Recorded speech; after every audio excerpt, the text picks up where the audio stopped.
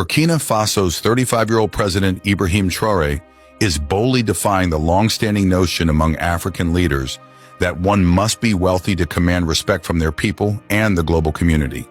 It's extremely uncommon to witness an African president leading a modest lifestyle, particularly when their country is grappling with economic challenges. Many African leaders own luxurious cars, reside in opulent mansions, wear expensive custom-made suits, and even travel in lavish private jets, seemingly unconcerned about the plight of their people. In stark contrast to these extravagant lifestyles, Ibrahim Traoré, the president of Burkina Faso, chooses not to prioritize luxury. Instead, his focus lies in placing the needs of his people first, even going so far as to reduce his own salary. Ibrahim Traoré draws frequent comparisons to Thomas Sankara, primarily due to his modest lifestyle and unyielding dedication to his people. Much like Sankara, Traoré prefers to drive a simple car and eschews the opulence of expensive suits in favor of military attire. This was evident during the Russia-Africa summit, where Traoré stood out among his African counterparts by donning military combat clothing, complete with a distinctive red beret and tactical gloves. Moreover, Traoré's refusal to accept a president's salary and his steadfast commitment to maintaining a salary as a military captain serve as a poignant testament to his unwavering commitment to serving his country. This and many more will be covered in today's video. Prepare to be amazed by the impact of this young visionary leader on the transformation of Burkina Faso. Before we proceed, we kindly ask that you consider showing your support by liking and subscribing to our channel. Ibrahim Traoré made history in September 2022 by becoming the world's youngest head of state. He assumed power after he and a group of junior military officers staged a coup to oust Lieutenant Colonel Paul-Henri Damiba, who had taken office in a coup earlier in the year. Traoré justified their actions by stating in a televised address on October 1, 2022, that Damiba had failed to effectively address the ongoing issue of insurgency. Damiba was displaced by Traoré, who, despite being 7 years his junior and occupying a lower position in the military hierarchy, held the rank of capitaine, denoting a captain in the French military structure. Burkina Faso, as a former French colony, adopted the military command hierarchy from France, where ranks above capitaine include commandant, lieutenant colonel, and colonel. Although Traoré's rapid ascent may have been perceived as meteoric by many, within military circles, it was anticipated. Following service in junior roles within Burkina Faso's military, Traoré's career trajectory notably advanced in 2014 with his deployment to Mali as part of the United Nations peacekeeping mission, MINUSMA. Testimonies from fellow soldiers within Burkina Faso's military have previously underscored Traoré's valor during his deployment to Mali, particularly in overcoming a daunting, complex attack by militant extremists in the northern Timbuktu region at the age of 26. In addition to his service in Mali, Traoré played a prominent role in combating insurgency in Burkina Faso between 2019 and 2022, culminating in his promotion to the rank of captain in 2020.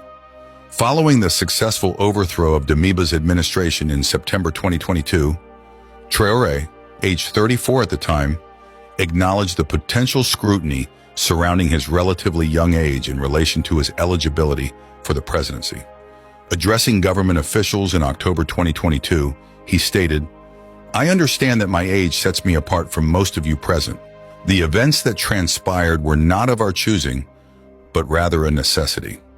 Subsequently, Traoré's international prominence waned until July 2023, when he participated in the Russia-Africa summit in St. Petersburg, alongside 16 other African heads of state, convened by President Vladimir Putin.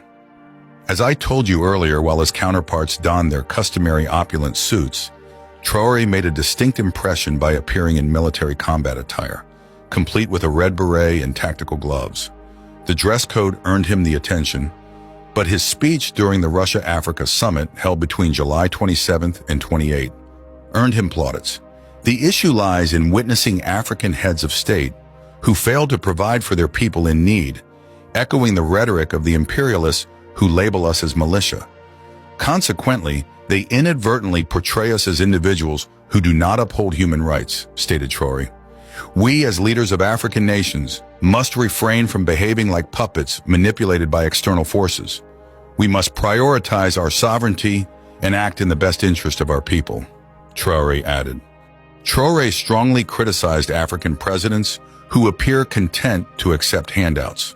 He specifically addressed President Vladimir Putin's announcement on July 27, in which he pledged to send free grain to Africa. Traoré expressed gratitude for the gesture, but used it as an opportunity to convey a message to African heads of state. He emphasized the need for African leaders to prioritize achieving self-sufficiency in food production and supply for their people.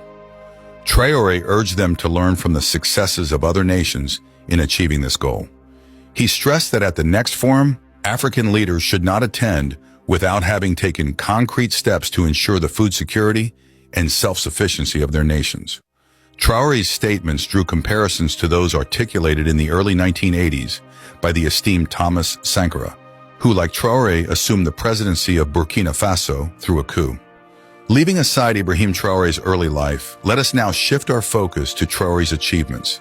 It is an indisputable reality that Ibrahim Traoré is amassing a substantial degree of trust and backing within Burkina Faso and across the African continent in comparison to other African leaders. Just a few days prior, a multitude of citizens engaged in demonstrations, advocating for an extension of Ibrahim Traoré's transitional tenure, which was originally slated to conclude in July. Subsequently, a recent charter has been ratified, permitting Burkina Faso's military leader to prolong their authority for an additional 5 years. Subsequent to the endorsement of the new charter subsequent to national deliberations on Saturday, May 25th.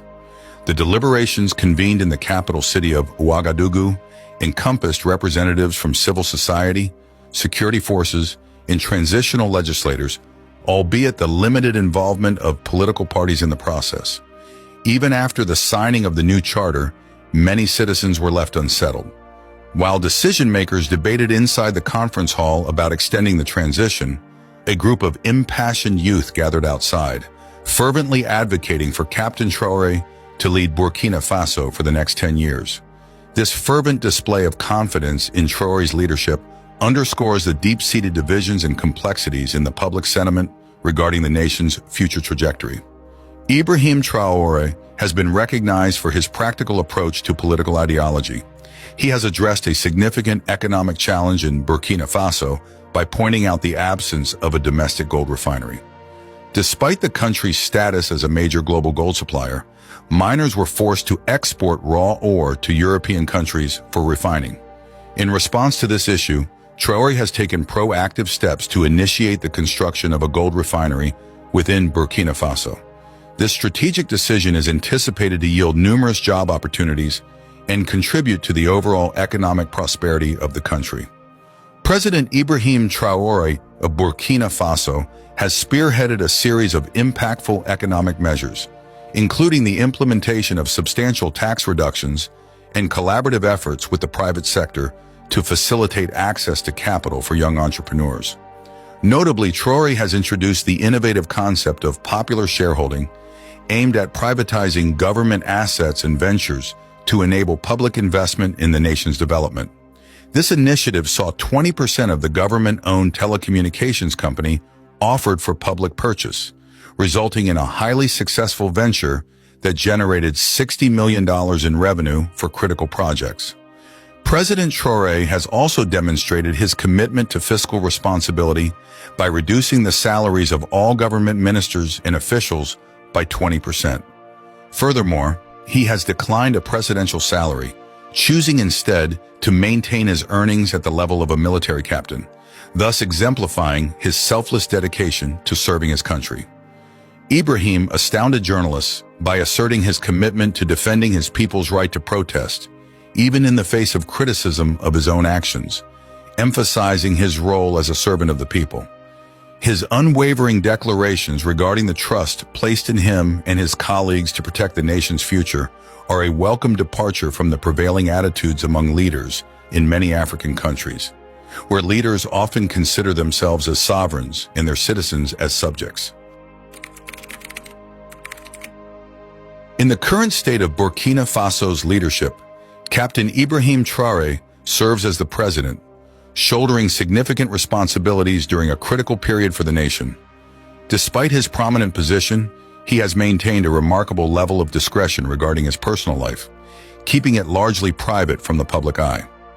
While Captain Ibrahim Traore's professional endeavors and actions as a leader are well documented, there is currently no widely known or publicized information about his family or any romantic relationships. This low profile on personal matters has allowed him to concentrate on the task at hand and navigate the challenges of leadership with determination and focus. As the leader of Burkina Faso during this transitional phase, Captain Ibrahim Traore's primary focus is likely on steering the country towards stability and progress and addressing the pressing issues faced by the nation. As of the current date, information regarding the net worth of Captain Ibrahim Traore remains undisclosed. In light of his position as the transition president of Burkina Faso, specifics pertaining to his financial matters are maintained as private within the public domain. In regard to today's video, we would appreciate it if you could subscribe, like, and share it. Additionally, we welcome your thoughts in the comments section below.